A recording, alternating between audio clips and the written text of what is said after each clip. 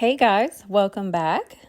So for today's video, I ended up buying this at Barnes & Noble. It's the Smithsonian Zoology book, and I picked it up because when I was flipping through it in the store, I saw all of these. I wanted something for reference pictures, and after like I said, I flipped through it, and there's so many different options. They had like action shots like this.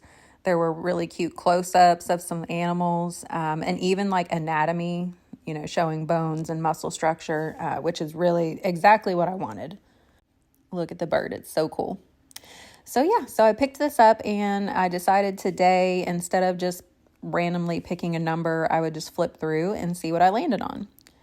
So the creepiest bird in the book, I'm pretty sure. Yeah, that's a creeper. I landed on him, but I do like the colors that I'm seeing here.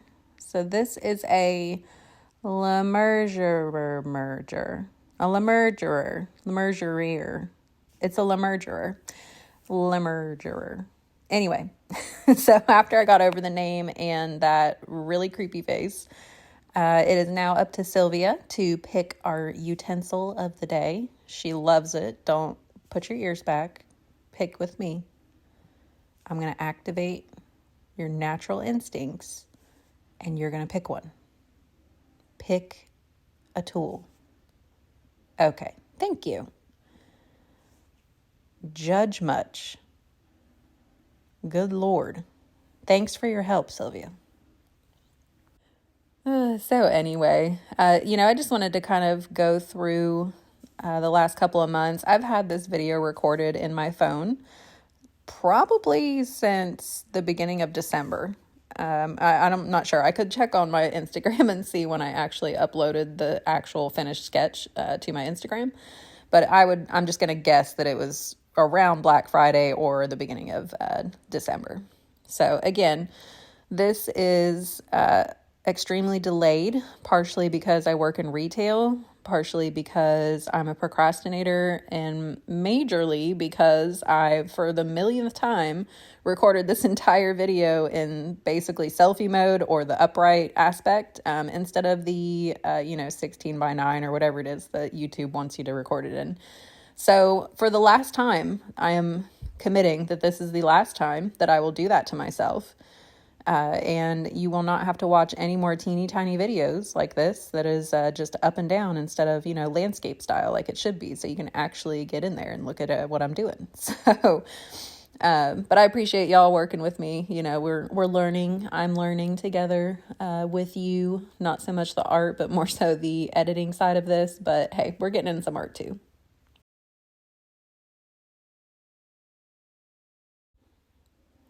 So I'm not sure why I keep landing on birds. Maybe it's just something, conquer your fears. It just keeps coming up because I am afraid of birds. I hate birds. I shouldn't say I hate birds. There's a few birds I'm okay with. I'm fine with ducks. Ducks are kind of like the puppies of the bird world, I feel like. So I'm fine with them.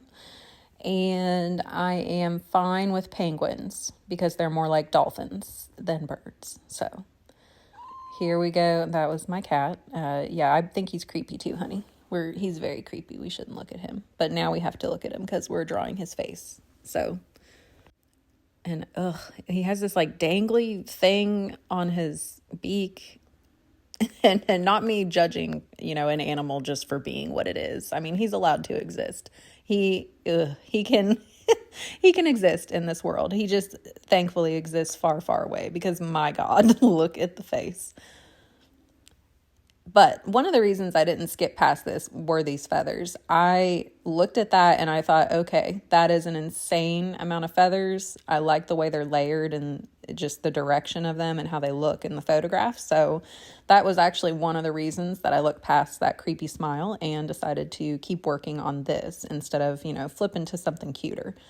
And honestly, creepy stuff to me sometimes, the actual freaking judgment in her face right now. My God.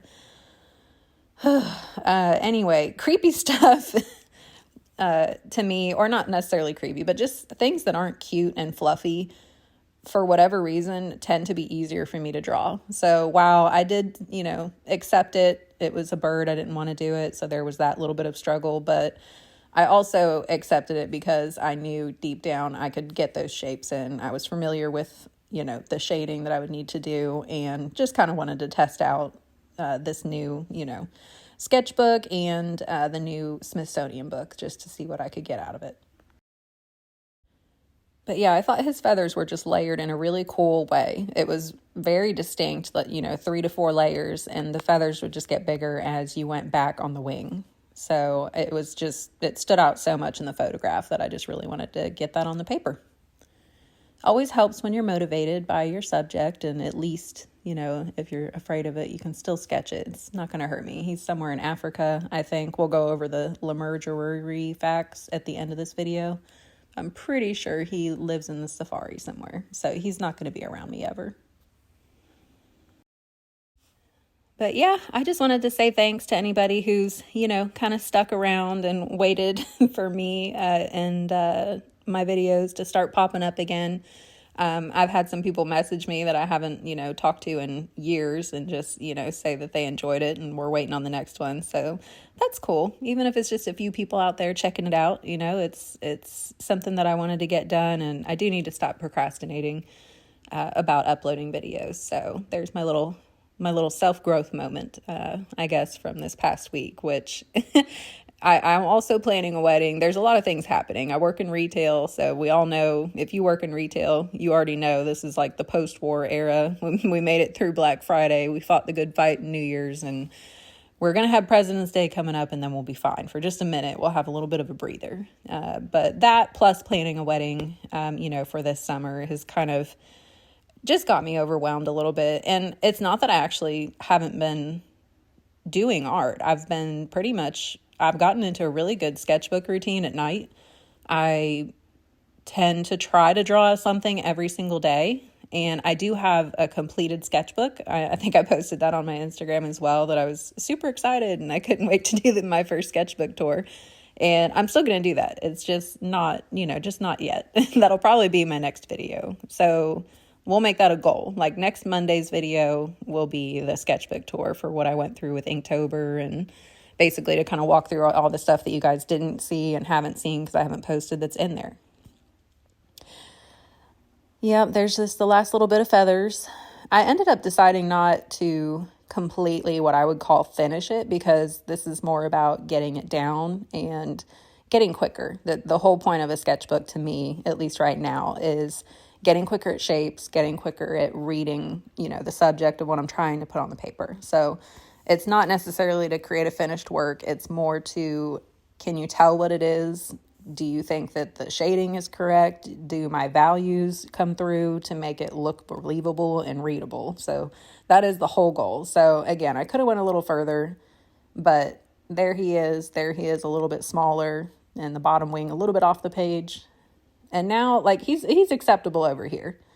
I don't mind the red neck. I like this photo. And that was the other reason. I was like, well, there's some cool, colors in here. If I end up wanting to go back in with some alcohol markers or a different pen just to add a little bit of color, that would be cool. Because every once in a while, you'd kind of get tired of the black and white. You would kind of want to mix it up. So I looked at that and I thought, okay, at least if I hate the page, I can splash a little bit of color in there. Or if I love the page, I can splash a little bit of color in there and hopefully don't ruin it. So one way or the other, it does end up getting color at the end.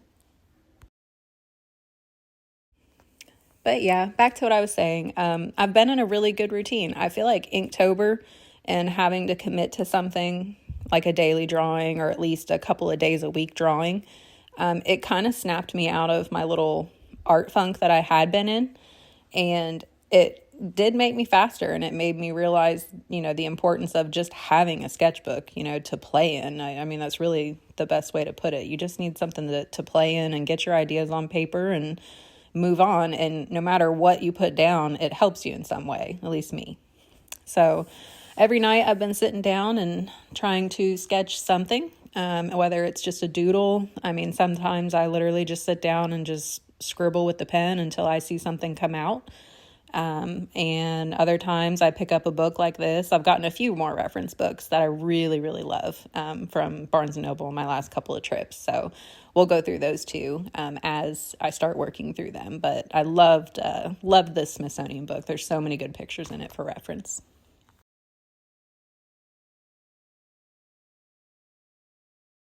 Oh, yep, that is a pretty cool bird. If it, if it has to be a bird, that is a cool looking bird. I'm fine with it, looking like that. And I'm happy with the likeness I've got to. And this is where I started realizing I'm pretty sure that I was like, okay, we're definitely putting some color in here because the Lemurgerer needs some color. And I do love it. I actually used some alcohol markers that I have. They were from a skin tone pack, but it ended up just being perfect. It was literally just 2 different shades. So I love it. Turned out perfect. Even better than I planned on, which is always fun. I just wish he had a different smile. Yeah, you too. If you are interested in some of this bird's facts, I think, yep, there you go. So basically, he takes baths in iron-rich water and is the creeper behind you at Walmart. But no, he's got some cool things. He's pretty big, basically some kind of vulture, but I think it was like 80% of his diet is bones. So he's basically a bone-eating red-necked raptor. Sylvia doesn't care, but she's fine and she's in the video. So whether she liked it or not, she's a part of this. But thanks again for watching, and I promise I will have another video coming soon.